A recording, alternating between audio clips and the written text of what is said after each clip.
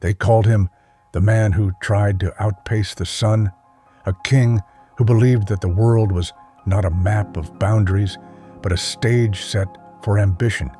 Alexander of Macedon, a name that still burns in history like a comet across the night sky.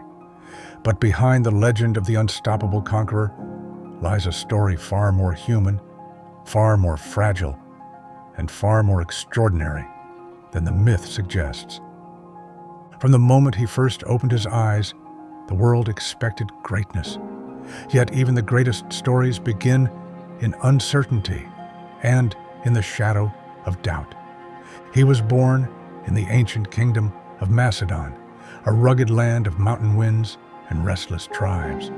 His father, King Philip II, was a strategist of revolutionary vision, a man who had taken a weak, fragmented kingdom and forged it into a spearhead poised to strike at the world. His mother, Olympias, was fiery, spiritual, and fiercely protective. As a child, Alexander grew up in a world sharpened by warfare, yet he was no brute. His curiosity roamed further than the boundaries of Macedon, and so Philip summoned a tutor, Aristotle. Under the philosopher's guidance, Alexander devoured stories of distant lands, learned ethics, politics, medicine, and the delicate art of persuasion. He studied the Iliad like scripture, carrying a copy into every campaign. Achilles was not just a hero to him, he was a model for life. From these lessons emerged a young man who combined intellect with intensity, philosophy with ambition, a dangerous combination and one destined to change the world. When Alexander was only 20, the fragile balance of his life shattered. King Philip was assassinated, struck down at the height of his power. In an instant, the throne of Macedon was empty, and the empire Philip had prepared trembled on the edge of chaos. Many believed Alexander was too young, too inexperienced, too emotional to rule.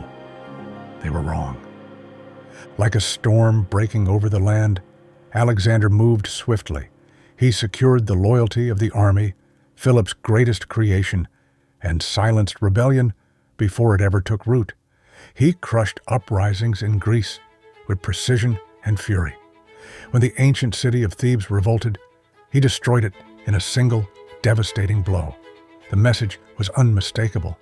The son of Philip was not a boy king. He was a force that could not be ignored. With Greece united or subdued, Alexander turned his attention to the dream his father never had the chance to fulfill, the conquest of Persia. It was an impossible task, and yet Alexander embraced it. In 334 BCE, he crossed the Hellespont with an army of just over 40,000 men, tiny compared to the might of Persia. But what he lacked in numbers, he made up for in something Persia could not match: unity, discipline, and absolute loyalty to their king. The first clash came at the river Granicus, where Persian commanders attempted to drown Alexander in a storm of cavalry and steel. He should have died that day. Instead, he carved a path through the chaos, his helmet crest flashing like a beacon for his men. The battle ended with a Persian rout, and the legend of Alexander, the fearless young king who fought in the front line, began to spread. But victory did not intoxicate him. It awakened something deeper, a belief that he was meant to go further. For 2 years, he pushed deeper into the Persian Empire, capturing cities, freeing Greek populations, and dismantling the power structure of Asia Minor. Yet his greatest test awaited him on a dusty plain near the city of Issus. There, for the first time, he faced King Darius III, ruler of Persia, commander of hundreds of thousands, a king whose empire dwarfed Alexander's domain. The odds were impossible, but Alexander did not see numbers. He saw destiny. When the battle began, the Persians tried to envelop the Macedonian line, but Alexander found the opening he needed. Leading a wedge of elite cavalry, he drove straight toward Darius, the Persian king. Overwhelmed by the sudden audacity of the attack, fled in his chariot, abandoning his army.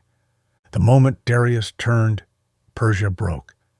And Alexander became something more than a conqueror. He became a symbol of invincibility. City after city surrendered. But in the jewel of the ancient world, Egypt, he was welcomed not as a conqueror, but as a liberator. They crowned him Pharaoh, the living son of a god Alexander, who had been raised on the idea of divine lineage, now heard it affirmed by the priests of Egypt. To him, it was not arrogance, it was confirmation. But the heart of Persia still beat beyond the desert, in Babylon, Susa, and Persepolis. And so he marched once more. At Gaugamela, Alexander met Darius again in the greatest set-piece battle of the ancient world.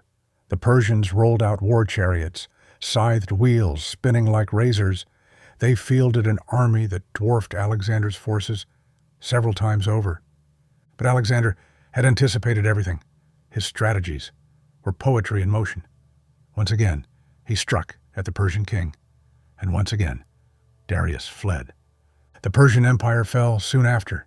Cities with centuries of history opened their gates to Alexander. He entered Babylon in triumph, adopted Persian customs, and dreamed of blending East and West into one unified, harmonious world. It was a revolutionary vision, and one many of his own men did not understand. But Alexander was not done. In 326 BCE, he crossed into India. There, at the river Hydaspes, he fought one of the most brutal battles of his life against King Porus, a towering ruler who commanded war elephants that shook the ground as they charged. Alexander triumphed, but it was not the triumph he expected. And so, with a heavy heart, he turned back. In 323 BCE, he fell ill, feverish. Within days, the greatest conqueror in history was gone. His empire may have shattered, but the echoes of his vision endured for centuries. He was a man, driven, flawed, brilliant, who believed that the world was his to reimagine.